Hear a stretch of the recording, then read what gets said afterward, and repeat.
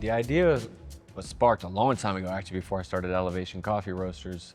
Was I was myself looking for a place to roast coffee from, so that I didn't have to rent a space, get the permits, get the ventilation, get the gas company, buy a roaster. You know, you're 6 figures in at that point.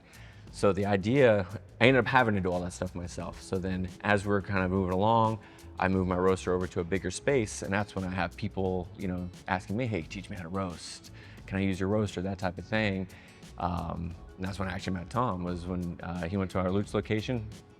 Just cool guy customer, you know, ordering cortados. I'm like, this guy knows a little bit about coffee.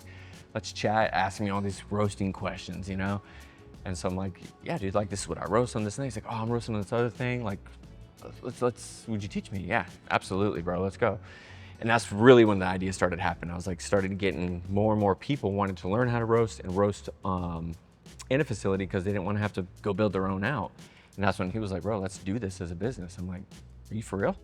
I mean, I think there were multiple times where Jonathan and I sat at his coffee shop and discussed the potential of an idea like this. Like, what could we do with this? How could we make our names relevant in the coffee world? Like, what can we bring to the coffee world, and what opportunities can we bring to other people who are looking to get into the coffee world? And so we had like multiple conversations, and it started out as like, let's get a small little spot, let's get a small roaster in there, and let's create a white label. And then it snowballed into, well, how do we create opportunities for other people? Because we sit with you know, friends of ours, and they're like, I need a place to roast coffee, or I want to get into coffee. How do we create an opportunity for those people? And then we're like, well, what if we had a little bit bigger of a space, and then we allowed people to come in and roast there, and we charge a small fee to cover costs, whatever it may be.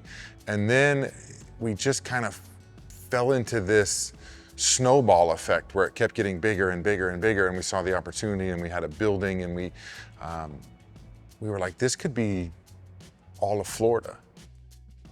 For me, it's coming together to create people to individually do things. It's like the old adage of like, I could feed you for a day, but you'll be hungry tomorrow. I'll teach you how to fish, you're hungry for life. That's kind of where this comes from.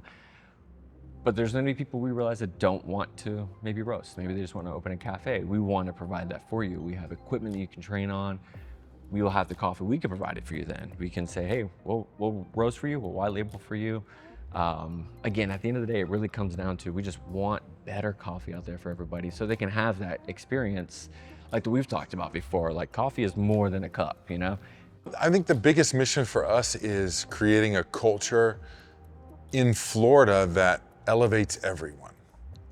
I was lucky when I met Jonathan at his coffee shop, and he welcomed me with open arms in teaching me and making me a part of his world, and also growing my world, because it's taken my company of Open Air to another level. It's created a better quality coffee for me, and I saw what that could do on a small level with Jonathan teaching me and really opening my eyes to this world, and showing me his passion for it, that I want to do the same on a much bigger scale.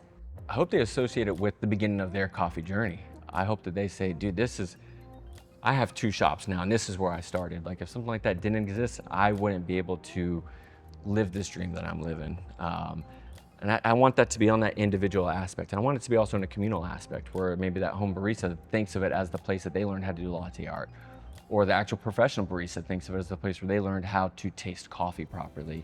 That's really what I want it to be thought of 5 years from now, 10 years from now, dude, 20 years from now, when I'm potentially a grandpa. I want my grandkids to come in here and think of this as the community hub for the Southeast, you know, for coffee. To be something we create that allows people to do better than we did in this industry. So, I mean, that's why it's important to me, and that's why we built this home, you know, for people to come and do that, and that's why it's important to us. We just want to make it better.